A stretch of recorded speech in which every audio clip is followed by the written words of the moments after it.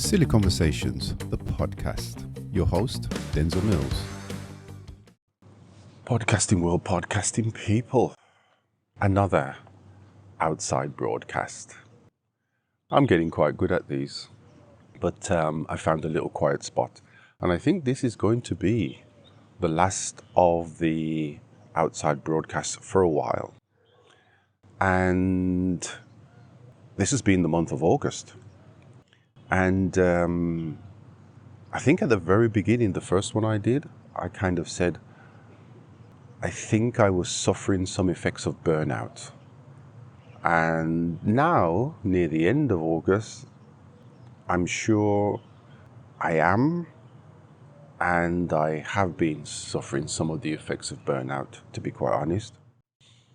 I bumped into a student the other day and she asked me, how was the holidays? And we were just chatting and I said, I really didn't disconnect. Because even though I wasn't giving classes, I had some other activities or other things that I had to do, some things at home.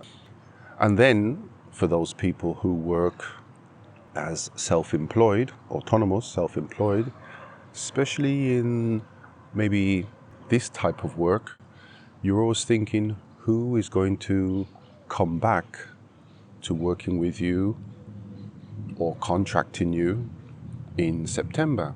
So you always have one eye on thinking about, will I have work? Those are some of the things that have been kind of going around my head. And at the same time, I've been working on the idea of a website, which should be ready at the end of September. And you'll have many things. Okay, not many.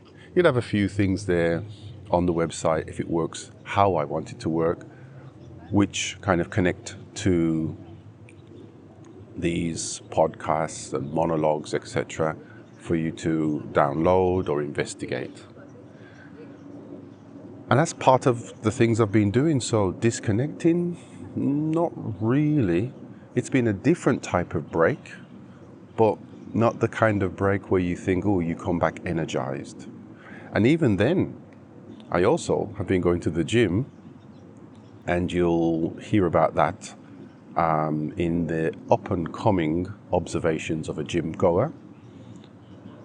But yeah, haven't really disconnected fully. So we'll see. During all of this, obviously I've been doing some research for things, and on your YouTube feed, I think the algorithm, I tried to say this so many times and I made mistakes. Algorithm, that's why I'm enunciating very well in this sense. The algorithm kind of shows you things that they think you might be interested in based on things you've looked at previously. And I've been noticing quite a lot of these language related YouTube channels, and quite a lot talking about these polyglots. I think they're called polyglots, I can't remember. Basically, people who have learned hundreds of languages in seconds, because that's basically the tagline. The tagline is the statement or the sentence that they use to attract your attention. And everyone that seems to come up says the same thing. You can learn any language in 25 seconds. Okay, I'm exaggerating a little bit about the 25 seconds, but I mean, it's always the same. Learn any language in 30 days, the basics. I went from A1 to C1 in 1 year. Do this to improve your language skills. And some of them I kind of went into, had a look, had a listen. And some things were virtually, I think, not possible. Maybe if you work for the American Armed Forces or any of the special forces where they have their language department, so the people who can interpret I don't know, Arabic or Chinese or Japanese or whatever, and interpret people from Newcastle. That's a strong accent, Newcastle and Glasgow. That's a very strong accent. And maybe Dublin, some parts of Dublin, they've got a very strong accent.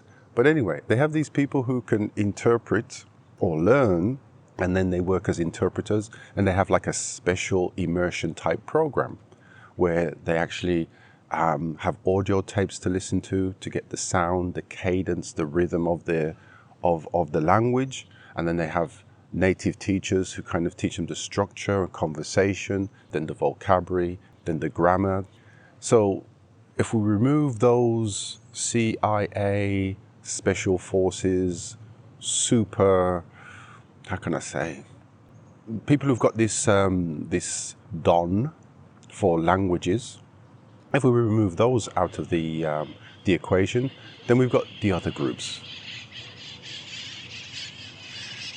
Now, you could probably hear these birds here, and you're probably thinking, Denzle, you're a liar.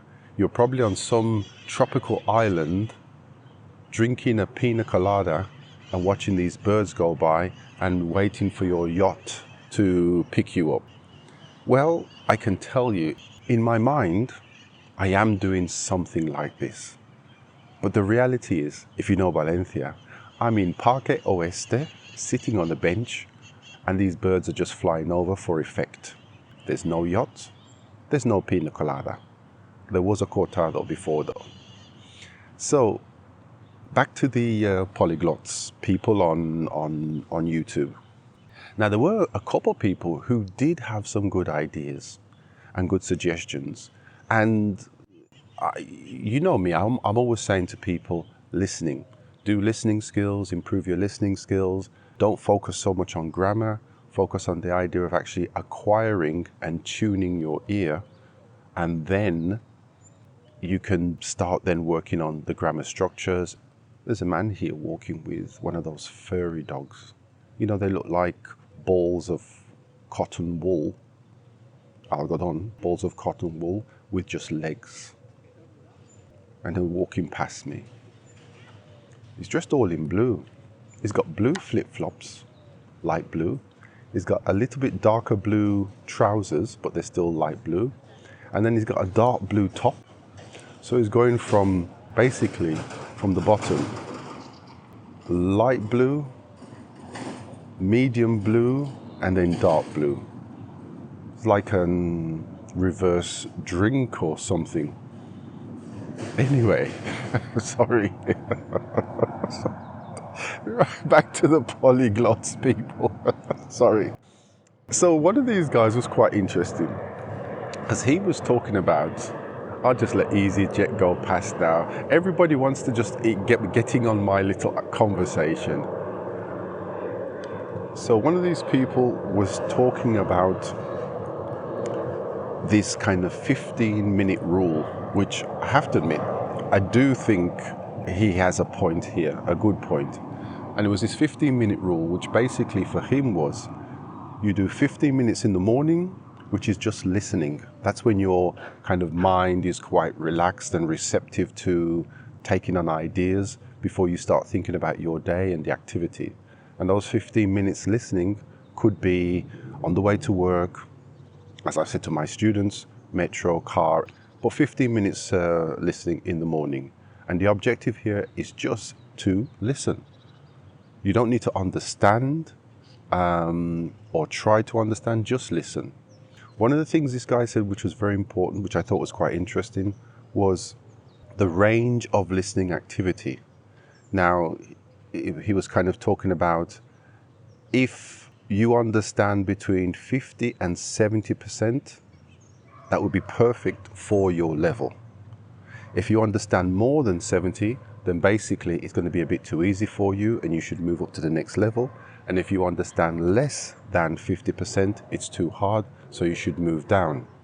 So if we take somebody in an average range, A2 or B1 level, okay, so that's about pre-intermediate, intermediate. They should be listening at something which they find difficult, but they can pick out 50, 60% of the general idea, not the words, not the individual words, but the general concept, the general idea of what the person is talking about. If they understand much, much more, when people say, I understand everything, then that's too easy. You need to work a little bit harder. And if they understand absolutely nothing, then they need to find something else which kind of fits into that 50 to 70% of understanding. I suppose it's a little bit like the gym. If you could lift, I don't know, 30 kilos, 20 kilos on any particular type of activity without any problem and do all the repetitions, then maybe it's too easy for you. You need something which causes a little bit of stress, not mental stress like I'm having, but a little bit of stress so you actually work the muscle. And it's the same with the listening activity. So that's the morning, 15 minutes of listening. Then he was saying that sometime in the afternoon, midday or something like that, you listen to the same thing again for 15 minutes, but this time maybe try to take some notes and maybe focus on high frequency words. What do I mean by high frequency words? High frequency words are the words we use regularly, quite often. So in any language, there are between 250 and 500 words that are used almost in every sentence, every day, in conversation. These are words which we will call high frequency words. And the afternoon listening would be really to try to note down or identify some of these high frequency words in that listening and try to then picture the overall context of what the person is talking about. So that's 15 minutes in the morning, just listening. 15 minutes in the afternoon, listening again, but focusing on identifying words which are repetitive, which occur many times in that listening. Then in the evening, now the evening is definitely a martini, 2 olives, well 3 olives really. They only give you 1 sometimes. I don't know if it's the economic situation. But anyway, a martini, a beer. If you're very posh, you may want to have a cocktail. Occasionally, maybe a glass of cava, you know, just to make you feel good. So, maybe I'm going to change out the martini for cava. Glass of cava in the afternoon. So then in the evening, not in the afternoon, in the evening, glass of cava. So then in the evening, now is when you kind of try to get yourself a pen, paper, and note down some sentences. It doesn't have to be 100% correct. Note down some sentences, some phrases, and also practice. I'll wait till Ryanair goes by. Not because I'm very tall and I can read that it's Ryanair, it's because the plane is flying very low. So, listen, maybe write down some sentences and also try to mimic, to repeat some of the phrases, some of the expressions and the way the person actually says that. Now this guy, I'm going to leave a link to his YouTube channel, and when I get the website, I'll also kind of leave a link there. He kind of says, if you do this repetitively, and I said it right the first time, repetitively for 30 days, according to him and studies that he's looked at, I don't know if these are true, you will actually see changes in the brain. I wish I had a brain. Well, I wish I had some changes in the brain. I've got a brain. So they talked about you'll actually see changes in the brain in terms of developing learning skills and how your brain will adapt to this methodology of learning. And have you noticed, here it's all about listening. Listening first, listening and then listening for specific words and phrases which are repetitive, and then listening to identify sentences and repeat those sentences, and then maybe that second part by looking at sentences, you will see grammar structures, but not the way generally we are taught in academies. We're always taught the grammar first and things like that. So I found this was quite interesting. However, with all of these polyglots, with all these people who speak many, many languages, that's the problem. They speak many languages. I think one of these, several of these people on YouTube, minimum 4 or 5 languages. This particular person, I can't remember his name at the moment, speaks at least 5 languages to a level of maybe C1 level, and has written many books on language learning, but he was a language teacher. So he's not from the CIA or Special Forces language department, you know, to go to somewhere and says, oh, can we buy some guns? No, they're just normal people who have learned many languages and learned a technique, and then have developed their YouTube career, and also are authors of many books about how to learn. But generally, the majority all say exactly the same. The most important thing is to work on the comprehension, listening comprehension first, then some vocabulary. And we're not talking about, I don't know, you've got to learn 50 words a day, and by the end of the month you've got, I don't know, 10,000 words.